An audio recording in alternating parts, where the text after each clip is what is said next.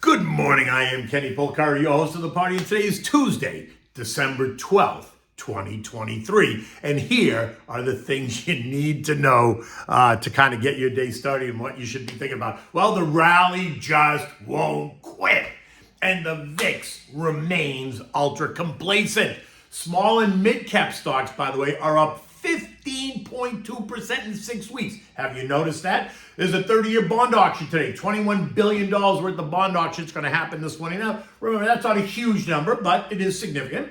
Now, you got to ask the question, is oil making a presidential prediction?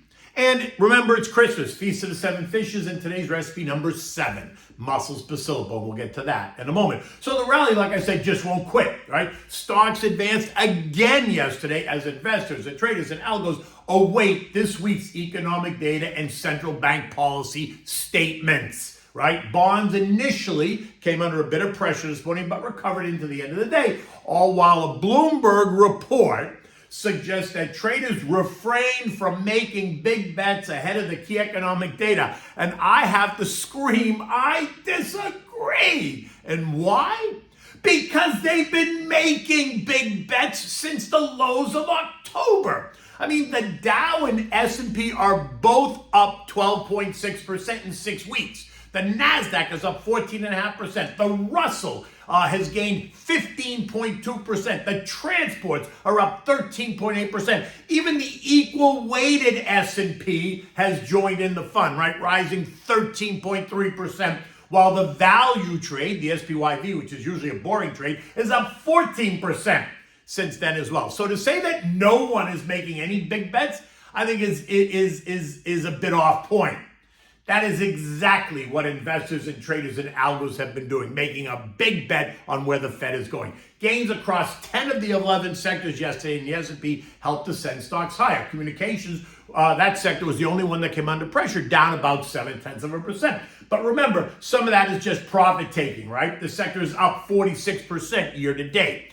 Tech, the XLK, did end the day higher, up 0.9%, but the Magnificent Seven all lost ground as small caps and other sectors take up the slack, right? Broadening out the rally to be more inclusive ahead of today's CPI and tomorrow's PPI and FOMC reports. But don't despair. A pause or even a pullback in the Magnificent Seven is actually constructive in my opinion, as many of them are looking just a bit overextended. And if trader types are worried about what's about to happen, then taking some money off the table in the outperformers is smart, right? Remember, they are traders, not investors. And remember, with the market appearing to broaden out, investors want to diversify away from some of the risk of the Magnificent Seven. And my good friend Liz Ann Saunders, chief investment strategist at Charlie Schwab, puts it this way. This year obviously was driven by the Magnificent Seven. I just think that there's money that's kind of itching to find opportunities outside of just those names. And she could not be more right. Itching is a perfect way to put it, because people are looking for other opportunities beyond the Magnificent Seven. Look, at the end of the day, yesterday, we saw the Dow gained another 157 points or 0.4. The S&P was up 18 points or 0.4%. The S&P equal weight was up 54 points or 0.9. The NASDAQ up 28 points or 0.2%. The Russell gained 2 points or 1%, 0.1%, and the transport's up 167 points or 1.2%. And again, that just speaks to the broadening out of this rally. Now, next up was bonds, right? We had the 3-year and the 10-year auctions yesterday. And while the 3-year was received okay, the 10-year was a little less so. So we saw prices decline and yields rise to 4.29% for that issue. Today we're going to get $21 billion worth of 30-year bonds, right? Let's see what that produces. Although, let's not get our panties in a bunch. $21 billion is not considered an ultra-large auction, right? Currently, the 30 years yielding 4.27%, right? If this auction is not well received, you're going to see yields rise. If it is well received, then you're going to see yields probably hold steady. And if it's really well received, then you're going to see prices rise and yields will fall. And if that happens, that only supports the Fed will cut story, right? This morning, the 2 years yielding 4.68%, the 10 years yielding 4.18%. while the 3 and 6 month bills are yielding 5.25 and 5.18% respectively. Now, on to oil. It looks like it did find some support right in here at the $70 level, 69.70, right? Yesterday, though, it rose by 0.25% to end the day at 71.40. This after the beating that it has taken over the last month, down some 22% off the most recent high, right? We've been discussing this, right? It's the non-OPEC nations that are now overproducing, with the U.S. taking the lead, right? We're exporting record amounts of oil to Europe and Asia, all while the Saudis and OPEC Plus trying to control the price and failing miserably, right? The narrative that the global economy is headed for a slowdown and possible recession is only fueling the fire for lower prices. And the latest narrative coming from former President Trump saying that if he is elected in November, the very first thing he's going to do is cancel all the Biden energy policies and drill, baby, drill.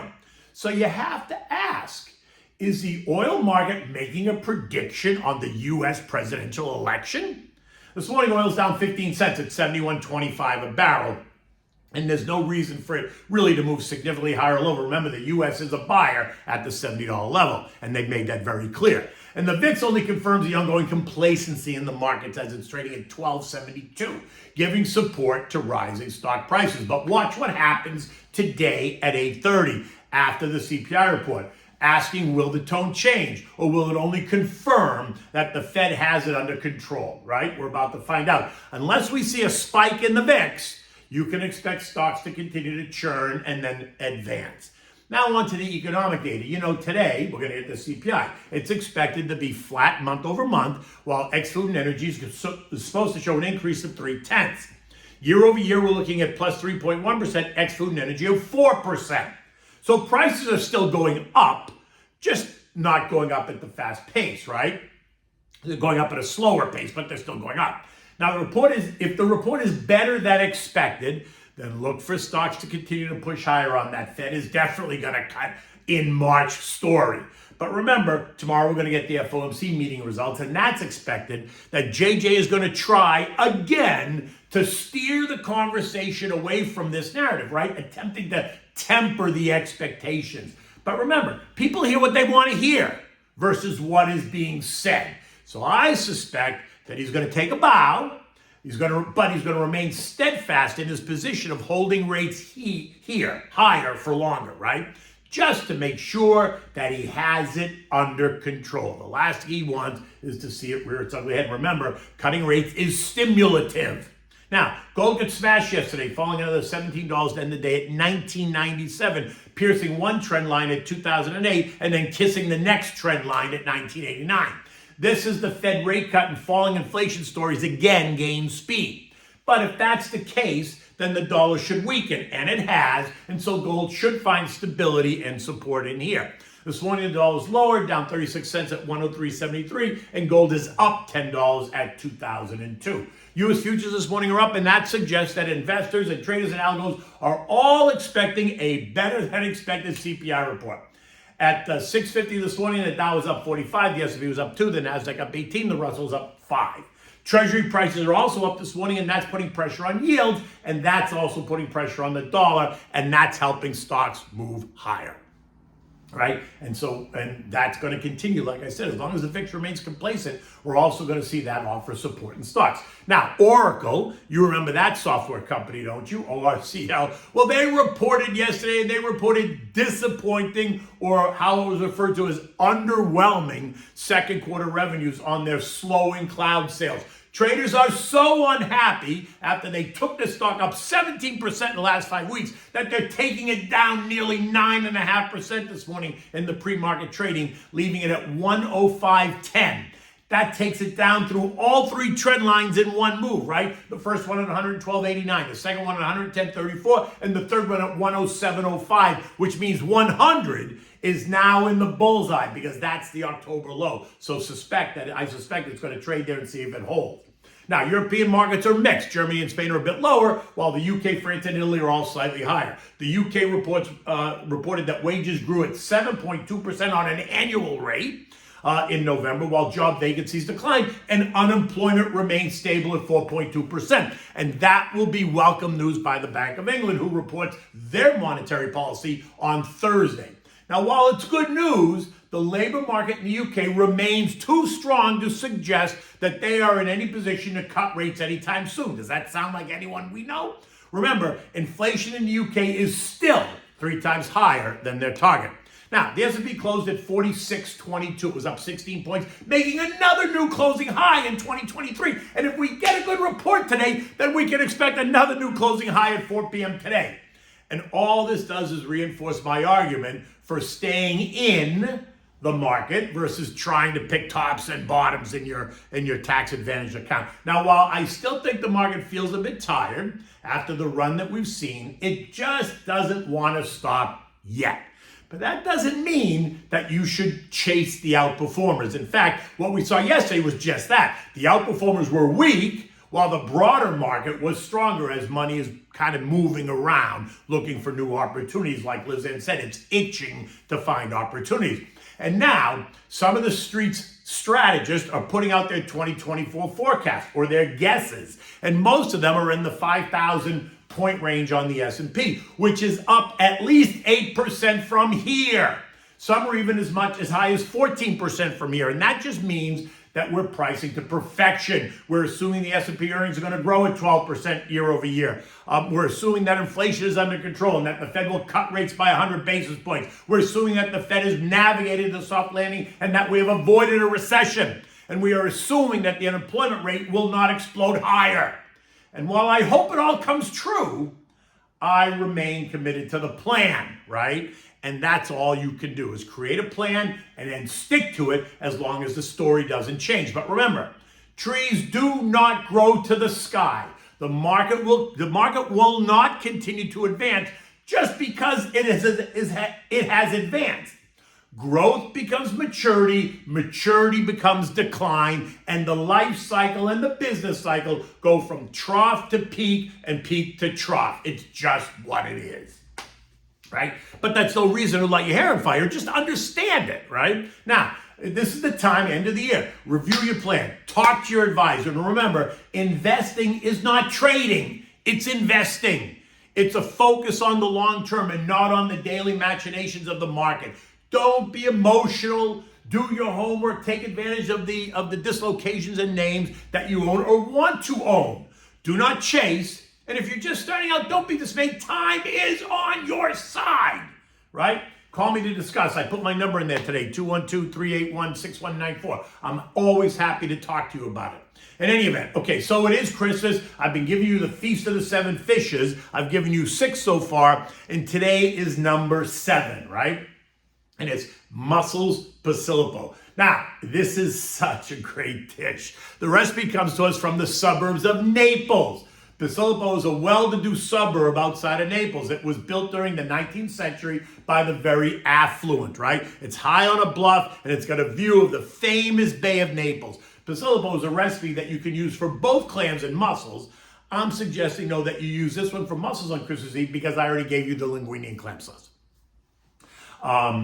Okay, so here's what you need to do, right? We need 3 dozen mussels. You want to thoroughly wash them and you want to remove any sand that might be in the shell, right? You want white wine, clam juice, garlic, olive oil, salt, and pepper. You need 1 28-ounce can of imported Italian plum tomatoes, not the puree, and you need fresh basil. Now, in a pot, you're going to heat up the olive oil and saute the garlic until lightly brown, right? Make sure you don't burn it. Then you're going to add in a half a cup of white wine, nothing fruity, stir and let it come to a boil. After about 2 minutes, you're going to rough crush the tomatoes and add those to the pot with the juice, right? With the juice and everything. So rough crush them. You can crush them with your hand or you can put them in a food processor really quick. Don't make them so watery. You want to leave them kind of chunky, right?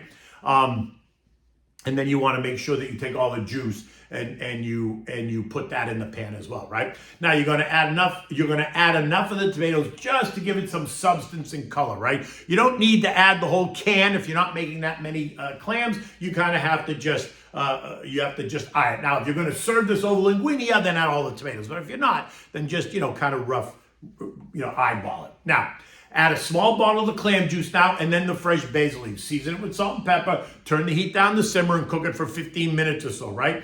Now you're going to add the mussels to the pot, and then cover it tightly. You're going to cook until the shell's open. Maybe it's going to be 8 to 10 minutes, right? Remember, discard any mussel that refuses to open. So make sure they're all open because they open big like this. Make sure that you, the ones that don't open, make sure you throw them out. Now, you want to present this dish in a large bowl, right? Typically like a large white bowl with the mussels bathing in the Posilippo sauce, right? This dish also demands, if you're not going to put it over linguine, it demands that you have toasted Italian garlic bread to sop up, dip in the sauce and to sop up the sauce. It is so, so delicious. In any event, you can use this as either an appetizer for Christmas Eve. You can put it on the buffet table as one of the many dishes, one of the 7 dishes that you're serving for dinner. But look, the Feast of the 7 Fishes is not necessarily about having all the 7 fishes for dinner. You can have them over the night. So you can have for appetizers, you can have them for dinner. Depends on who you have and how you have it and how you have it set up. So many decisions go into making Christmas Eve the event that it is. Because in an Italian household, Christmas Eve is the biggest night of the year, even more so than Christmas Day. Unless, of course, you're a kid, opening all the presents, but that's a whole other story. In any event, look, it's kind of a cloudy day outside. It's going to be about 75 degrees, so it'll be warm. I don't think it's going to rain, but it's not going to be this beautiful sunny day. In any event, until tomorrow, take good care.